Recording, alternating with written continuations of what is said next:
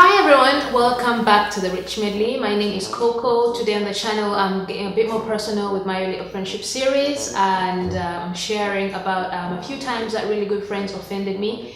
First of all, subscribe to the channel and then let's chat.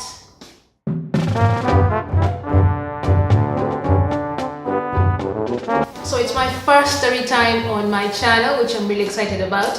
This segment I'm going to do a few times that really good friends offended me.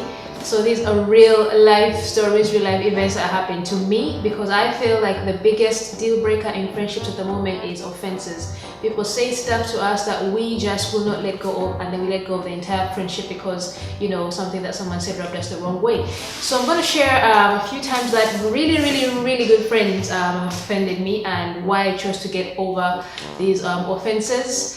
These are really good friends of mine. If I had a birthday party, if I was in a bind, they would know. They would know that this is going on with me. If it's a celebration or, you know, a challenge, these are people that would definitely know, so they are very close to me.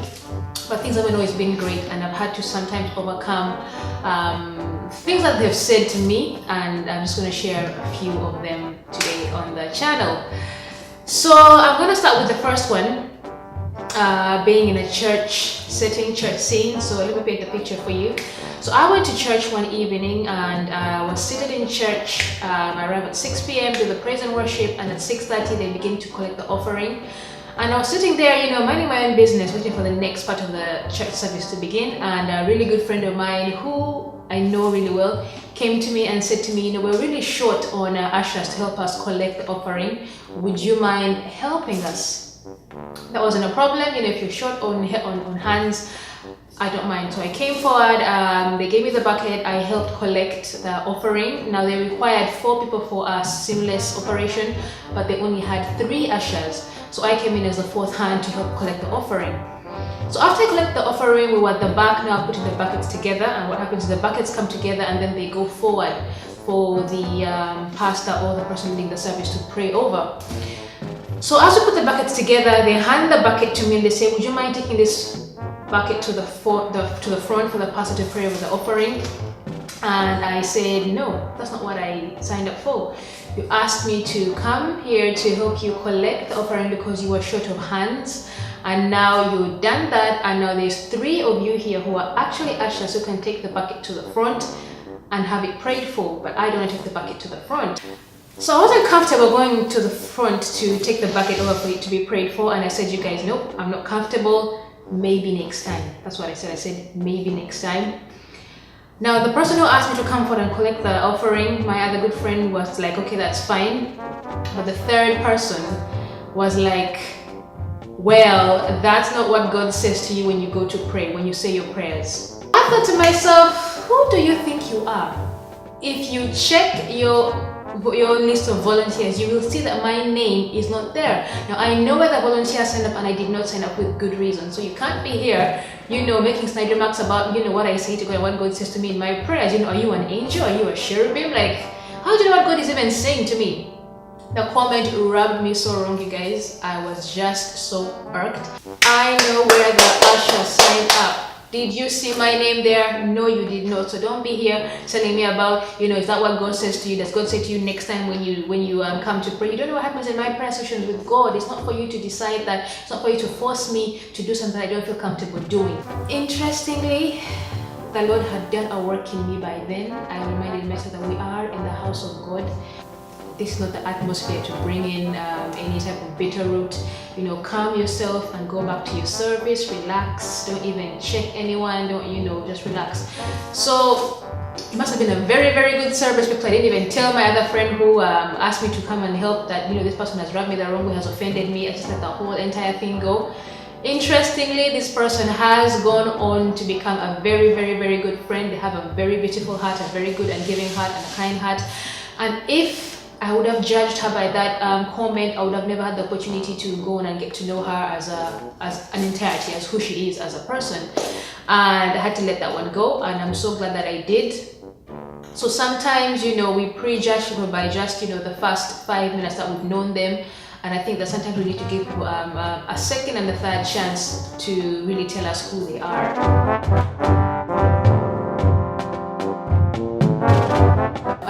a really good friend offended me was when I began driving.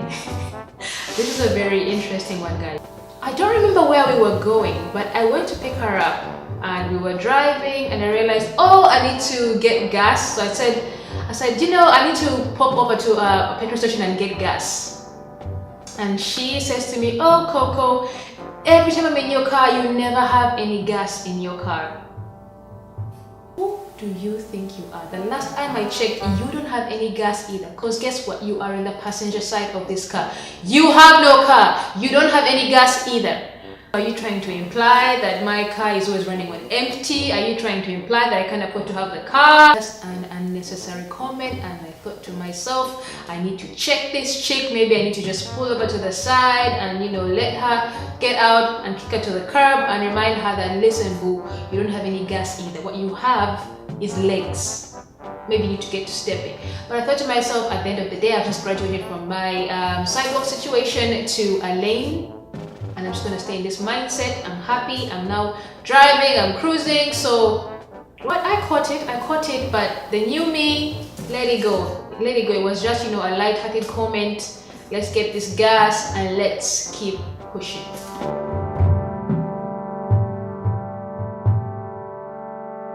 The third time a really good friend offended me was at a coffee shop. So we planned to meet up for coffee at about maybe 5:30 in the evening after she comes from work, and you know, I show up in casual attire. The thing is, lately all I wear is running shoes. I either wear a pair of running shoes, a pair of Nikes, or I wear a pair of New Balance, because all I do is walk. You know, walking is my therapy, walking is my cardio, walking is my thinking mode.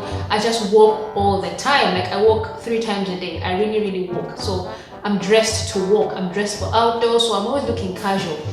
So when I arrived to meet this friend, she is dressed in her, you know, office attire, which she really looks good. You know, if you wear office attire, you do look formal even at a coffee date, and I have a problem with that. You know, you look good, that's fine. Let's catch up and keep it pushing.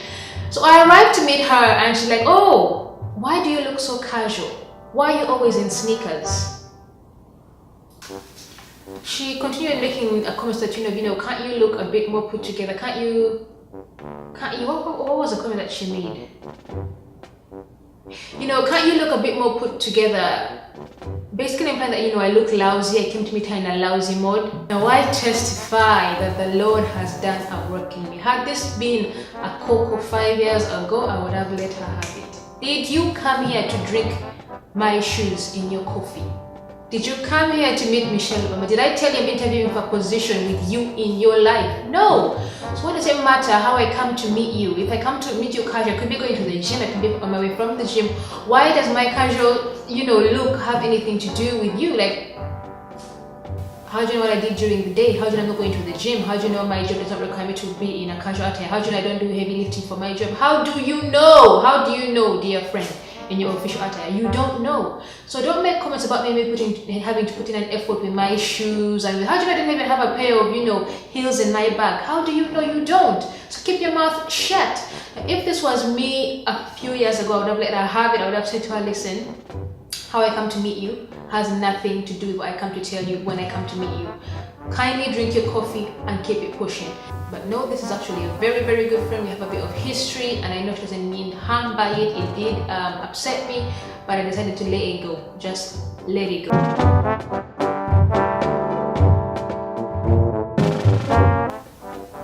Another time a friend offended me, and to this day they don't know that they offended me because I decided to just put this information at the back of my mind and keep moving forward. It was to do with my dark skin. Now I'm dark skinned. I don't know if you can see through the camera. It depends on the lighting and the background, the way my skin looks. If I use natural light, I look lighter and brighter. If I use artificial light, sometimes like I did in my last video, my actual skin tone, I do look darker. I am dark skinned in real life. And this friend A often makes clips about me being dark skinned. Now they are not in a negative way. I'm gonna have checked this friend A. But one time I got a phone call from someone who said, well, you know, friend A has been making remarks about your dark skin and the way you look to another person. So here's the story. This friend A went and told a stranger that I'm a very nice person, but I am black. I am very dark skinned. And then that person who they told a mutual friend, someone who I know and someone who's close to me. And then someone who I know from that circle picked up the phone and said, "Hey Coco, do you know that friend X says XYZ about your skin tone, about your looks?" I was very, very, very shocked. But I knew that the information was true because the person does make quips about my skin tone, but in a light-hearted way. But in the background, this person is making quips about my skin tone in a negative way. And you know what? I thought to myself, what do I do with this information? Is this worth a cutoff? Is this worth a conversation? What is this information worth to me? In the end, I decided to let it go because, first of all, when it comes to friend A, I'm not attracted to friend A. I'm not in love with friend A. So the way I look to friend A has nothing to do with me. The way my skin tone is perceived by friend A has nothing to do with me. All these are issues to do with friend A. You know how you see someone's beauty is up to you. So it's in the eyes of the beholder. It's up to you. It's not up to me. So this is something that is embedded in friend A, and sometimes people are a result of, you know, the way they grew up, you know, their surroundings, their backgrounds. That is how they arrive at their current concept of beauty. And that has nothing to do with me. I'm still beautiful. I still love my dark skin. And if you feel a certain way about it, that's on you. And when I think about it, how many times have I been that friend who has made that snide remark about a person's weight? How many times have I been that friend who makes a snide remark about a friend's, you know, fashion sense? I've been that person a couple of times. I've been the person who, you know, says XYZ to strangers. Lord knows I say a word or two. So when I look back at these occurrences, I thought to myself, it's better for me to forgive and give the benefit of the doubt. For some who I'm just beginning with, for those who I'm already friends with, let me give grace, let me forgive, let me find a way to, you know, look at this friend in a bigger picture, which is in the entirety, in that one concept. I thought to myself, let me try and forgive, let me use my better judgment to move past these things. So for today's segment, guys, if you are someone who is very sensitive, someone who is easily offended, you can work towards being a stronger edifice. You can work towards being the forgiving person, the gracious person with your own emotions.